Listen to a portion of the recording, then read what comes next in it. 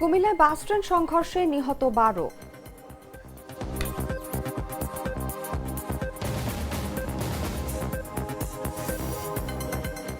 ফাঁকা ঢাকার বাতাসও অস্বাস্থ্যকর।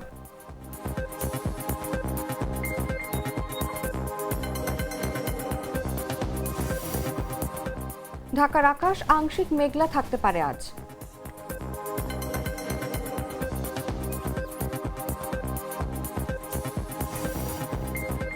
সৌদির রাজধানী রিয়াদে ক্ষেপণাস্ত্র হামলা।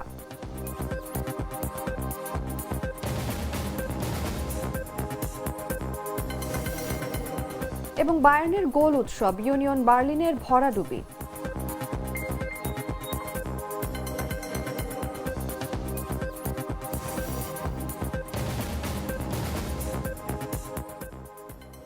এতক্ষণ শুনছিলেন সংবাদ শিরোনাম। দর্শক, ঈদ মোবারক সবাইকে। বেলা 11টা সংবাদে আমন্ত্রণ জানাচ্ছি। সঙ্গে আছে আমি অনুভা বিশ্বাস।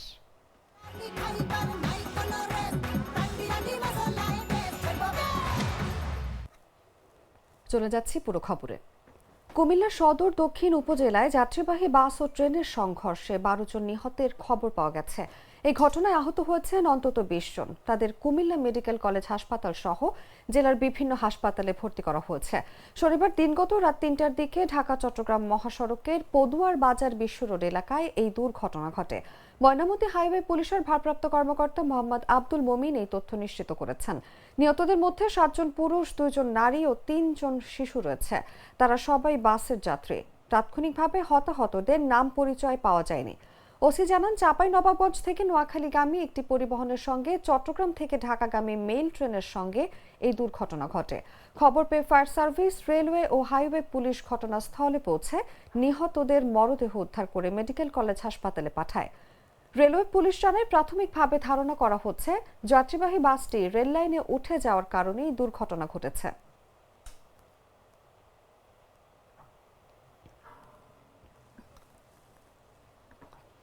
কুমিল্লা সদর দক্ষিণে যাত্রীবাহী বাস ও ট্রেনের সংঘর্ষে 12 জন নিহত হওয়ার ঘটনায় হেলাল উদ্দিন ও মেহেদি হাসান নামে 2 গেটম্যানকে বরখাস্ত করা হয়েছে। রোববার সকালে তাদের 2 জনকে বরখাস্ত করা হয়। রেলওয়ে চট্টগ্রাম বিভাগের বিভাগীয় ব্যবস্থাপক মোস্তাফিজুর রহমান ভূঁইয়া এই তথ্য নিশ্চিত করেছেন। তিনি জানান, দায়িত্বে অবহেলার অভিযোগে কুমিল্লার পদুয়ার বাজার রেল ক্রসিং এলাকায় দায়িত্বরত মেহেদি হাসান ও হেলাল উদ্দিনকে সাময়িক বরখাস্ত করা হয়েছে। এর আগে শনিবার রাতে 2:55 কুমিল্লার পদুয়ার বাজার রেল ক্রসিং এলাকায় চাঁপাইনবাবগঞ্জ থেকে নোয়াখালীর দিকে যাওয়া মামুন পরিবহনের যাত্রীবাহী বাসের সঙ্গে চট্টগ্রাম থেকে ঢাকাগামী মেইল ট্রেনের সংঘর্ষ হয়। এতে ঘটনাস্থলেই 12 জন নিহত হন। নিহতদের মধ্যে 7 জন পুরুষ, 2 জন নারী ও 3 জন শিশু রয়েছে।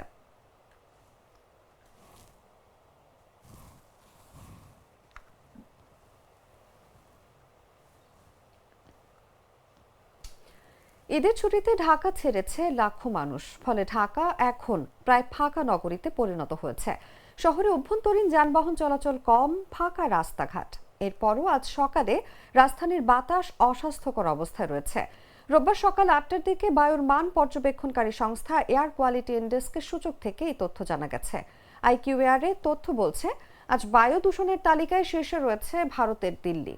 শহরটির দূষণ স্কোর 193, অর্থাৎ এখানকার বাতাস অস্বাস্থ্যকর পর্যায়ে রয়েছে। 178 পয়েন্ট নিয়ে তালিকার দ্বিতীয় অবস্থানে রয়েছে চীনের বেইজিং, অর্থাৎ তাদের বাতাসও আজ অস্বাস্থ্যকর।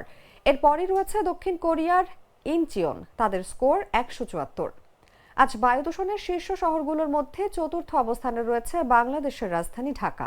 অস্বাস্থ্যকর অবস্থায় থাকা ঢাকার বাতাসের দূষণ স্কোর 165।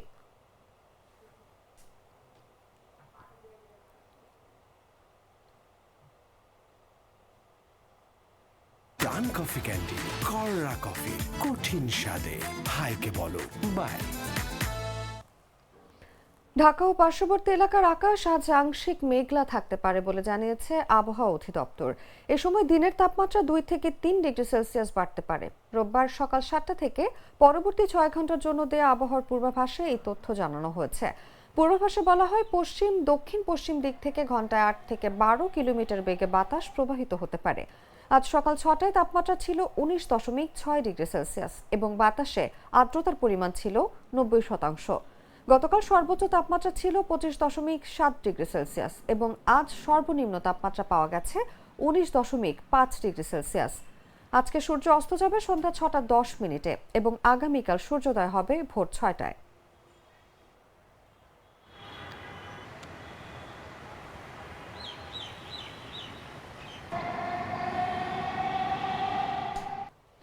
পরিবারের সান্নিধ্য নেই বাবা মায়ের আঁচল। তবু ঈদের আনন্দ থেকে বঞ্চিত হয়নি লালমনিরহাট সরকারি শিশু পরিবারের ৮০ জন নিবাসী। নতুন পোশাকের ঘ্রাণ আর সুস্বাদু খাবারের আয়োজনে অনাথ এই শিশুদের ঈদ কেটেছে উৎসবমুখর পরিবেশে। একে অপরের সঙ্গে আনন্দ ভাগাভাগি করে নিয়ে তারা প্রমাণ করেছে স্নেহ আর মমতায় ঘেরা এই প্রতিষ্ঠানটি এখন তাদের বৃহত্তর পরিবার। শনিবার ভোরে সূর্যোদয়ের সঙ্গে শিশু পরিবার প্রাঙ্গণ মুখর হয়ে ওঠে শিশুদের উচ্ছ্বল হাসিতে। দিনটি শুরু হয় পরোটা, ডিম, ডাল ও সেমাইয়ের তৃপ্তিদায়ক নাস্তা দিয়ে। বেলা বাড়ার সঙ্গে সঙ্গে পরিবেশিত হয় মিষ্টি ফিরনি। তবে দুপুরের আয়োজনে ছিল আসল চমক। খাসির মাংস, পোলাও, গরুর মাংস, মুরগির রোস্ট ও দই মিষ্টির রাজকীয় মেনু। উন্নত মানের এই খাবার শিশুদের ঈদের আনন্দকে দেয় এক ভিন্ন মাত্রা। এর আগে সকালে শিশু পরিবার প্রাঙ্গণে অনুষ্ঠিত হয় মনোজ্ঞ সাংস্কৃতিক অনুষ্ঠান। নিজেদের পরিবেশিত গান, আবৃত্তি আর নৃত্যের ছন্দে পুরো পরিবেশকে মোহনীয় করে তোলে শিশুরা।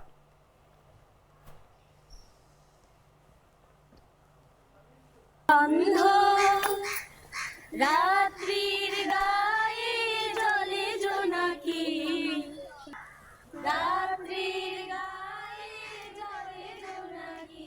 Mr. Noodles, amazing taste. জানাবো আন্তর্জাতিক সংবাদ।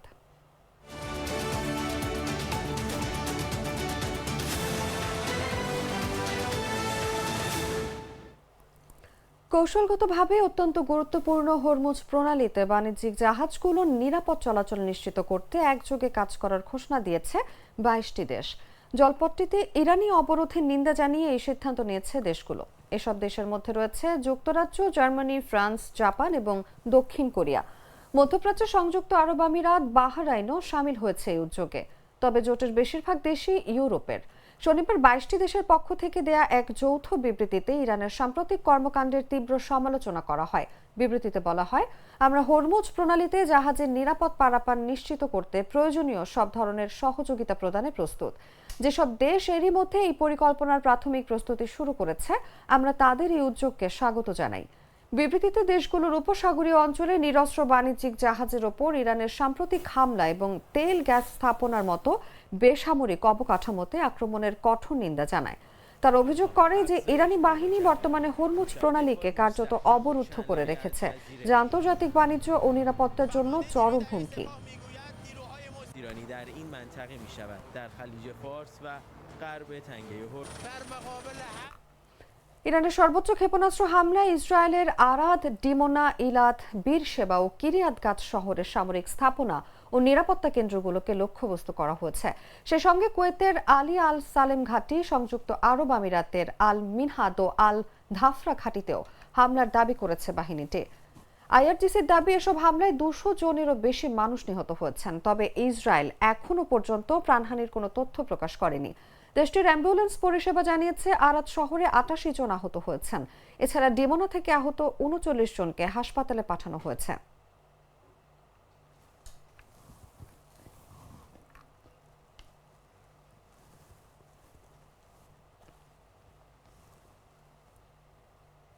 সৌদি আরবের রাজধানী রিয়াদের দিকে 3টি ব্যালিস্টিক ক্ষেপণাস্ত্র নিক্ষেপ করা হয়েছে বলে জানিয়েছে দেশটির প্রতিরক্ষা মন্ত্রণালয়। যদিও ক্ষেপণাস্ত্রগুলো ঠিক কাদের তা জানায়নি সৌদি। মন্ত্রণালয় জানিয়েছে এর মধ্যে একটি ক্ষেপণাস্ত্র প্রতিহত করা হয়েছে আর বাকি দুটি জনবসতিহীন এলাকায় গিয়ে পড়েছে।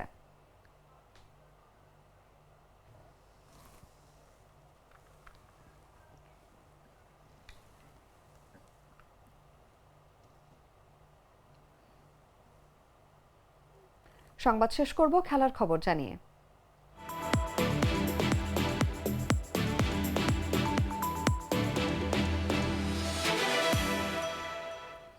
জার্মান বুন্দেসলিগার শিরোপার দৌড়ে আরও এক ধাপ এগিয়ে গেল বায়ার্ন মিউনিখ। নিজেদের মাঠে দাপুটে পারফরমেন্সে ইউনিয়ন বার্লিনকে 4-0 গোলে উড়িয়ে দিয়ে আবারও জয়ের ধারায় ফিরেছে তারা। ম্যাচের নায়ক সার্জ জিনাব্রি জোড়া গোল করে দলের বড় জয় রেখেছেন গুরুত্বপূর্ণ অবদান। শুরুর 82 থেকেই ম্যাচের নিয়ন্ত্রণ নিজেদের হাতে নেয় বায়ার্ন। আক্রমণের পর আক্রমণে চাপে রাখে প্রতিপক্ষকে, কিন্তু প্রথমার্ধে শেষ মুহূর্ত পর্যন্ত গোলের দেখা পাচ্ছিল না তারা। অবশেষে বিরতির ঠিক আগে বরফ গলান মাইকেল অলিজে। লিওন গোরেৎজকারের কাছ থেকে পাওয়া বল দারুণ নিয়ন্ত্রণে নিয়ে ডিফেন্ডারকে কাটিয়ে নিখুঁত শটে জালে জড়ান তিনি। গোল পাওয়ার পর যেন আরও আত্মবিশ্বাসী হয়ে ওঠে বায়ার্ন। প্রথমার্ধ শেষ হওয়ার আগেই ব্যবধান দ্বিগুণ করেন জিনাব্রি। জোশুয়া কিমিখের ক্রস গোলরক্ষক ঠিকমতো ধরতে না পারায় সুযোগ পেয়ে জোরালো শটে বল জালে পাঠান তিনি। দ্বিতীয়ার্ধের শুরুতেই ম্যাচ পুরোপুরি নিজেদের করে নেয় বায়ার্ন। বিরতির পরপরই তৃতীয় গোলটি করেন হ্যারি কেইন।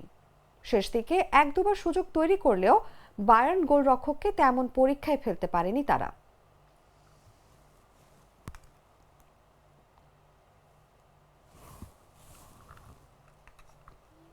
সংবাদ শেষ করার আগে শিরোনামগুলো জানিয়ে দিচ্ছি আরো একবার।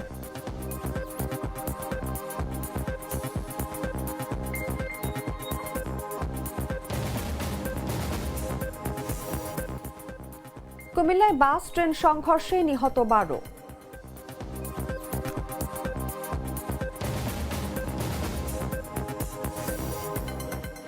ঢাকার বাতাসও আজ অস্বাস্থ্যকর।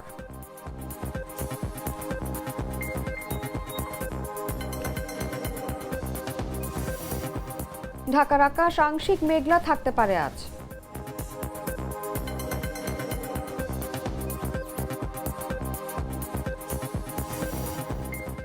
সৌদির রাজধানী রিয়াদে ক্ষেপণাস্ত্র হামলা।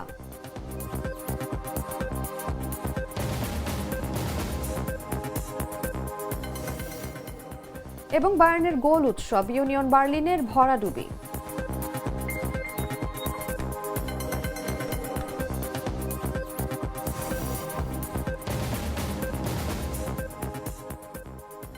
দর্শক, এই ছিল এখনকার মতো। এরপর দেখবেন দুপুর 1টার সংবাদ। প্রতি মুহূর্তের সর্বশেষ খবর জানতে ভিজিট করুন jagonews24.com। ফলো করুন আমাদের ভেরিফাইড ফেসবুক পেজ এবং সাবস্ক্রাইব করুন জাগো নিউজের ইউটিউব চ্যানেল। ধন্যবাদ সবাইকে।